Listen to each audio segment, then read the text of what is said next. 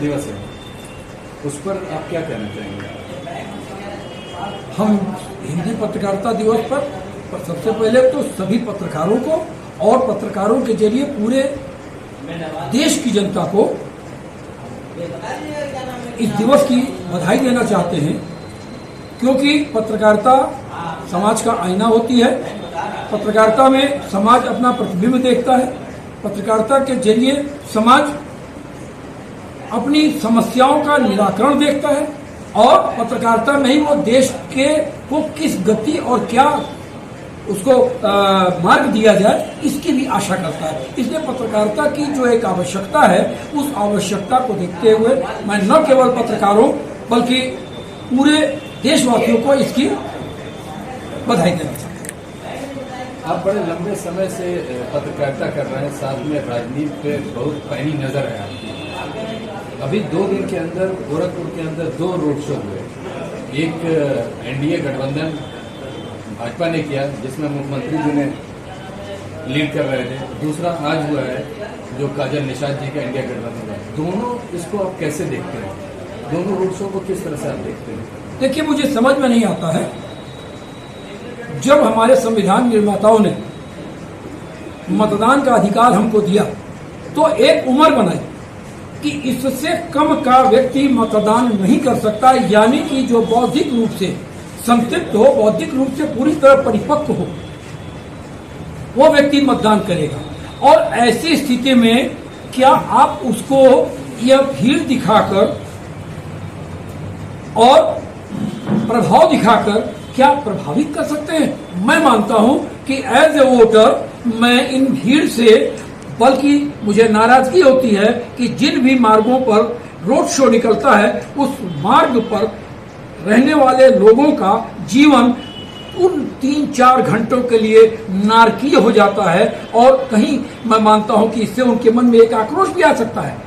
इसके बदले अगर वो मैन टू मैन और डोर टू डोर की कन्वेंसिंग करते, और मैं ये भी मानता हूं कि ये भारत का एक 7 दशक से ऊंचा अधिक का एक आजादी का अनुभव हो गया। 7 दशक से ऊपर चला गया, 8वें दशक में हम इतना मानकर चलते हैं कि हमें मालूम है कि किस व्यक्ति ने क्या किया है, कौन व्यक्ति क्या कर सकता है, किस व्यक्ति की क्षमता कितनी है, किसकी राजनीतिक सोच कितनी है, कौन हमारे बीच में रहा है, हमारी समस्याओं से कौन रूबरू है। तो इसलिए मैं मानता हूं कि रोड शो बहुत आवश्यक नहीं है। ये तो परंपरा प्रधानमंत्री से चली आ रही है।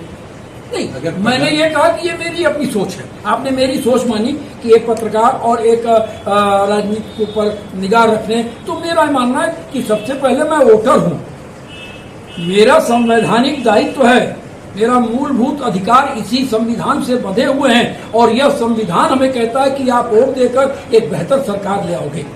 तो हम मानते हैं कि हमें मालूम है कि मिस्टर एक्स में क्या क्वालिफिकेशन है, मिस्टर वाई में क्या क्वालिफिकेशन है, इनकी क्या मेरिट है और इनकी क्या डीमेरिट है। लेकिन अब अगर ये एक चलन चल रहा है तो ये एक अपने प्रभामंडल को दिखाने का एक जरिया बन गया है।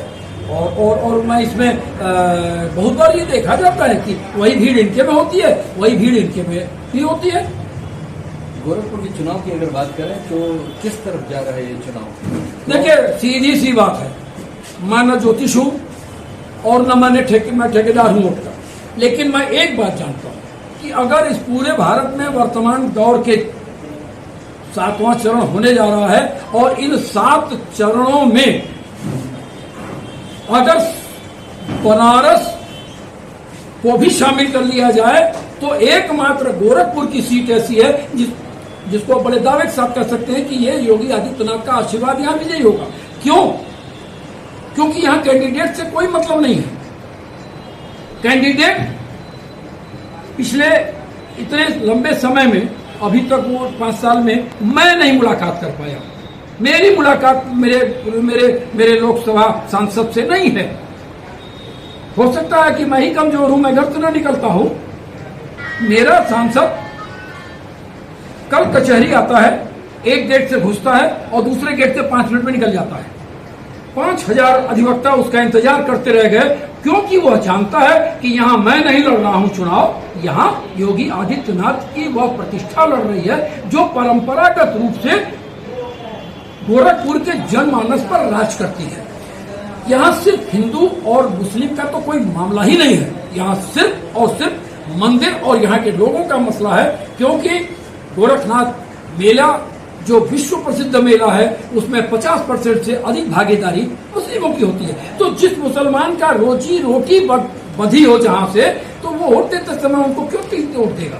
तो और जो विकास की योजनाएं, जो सड़क बनी है, चाहे एम्स बना, ठीक है आज की तारीख में वहाँ सर्दी जुकाम की दवा नहीं मिल रही है, लेकिन अगर आने वाले दिन में कभी एम्स तैयार होगा तो वो जाति देखकर तो दवा नहीं करेगा। तो इसलिए यहाँ की सीट एकमात्र है पूरे भारत में जो सिक्योर है। प्रधानमंत्री की सीट शायद फंस जाए, योगी आदित्यनाथ का विराट व्यक्तित्व तो इस सीट को फंसने नहीं देगा। मगर आपने योगी आदित्यनाथ का जिक्र किया, जैसा कि मुझको याद है आपने इस परंपरा को तो तोड़ी क्या बना रखा जैसे गोरखपुर में मेयर,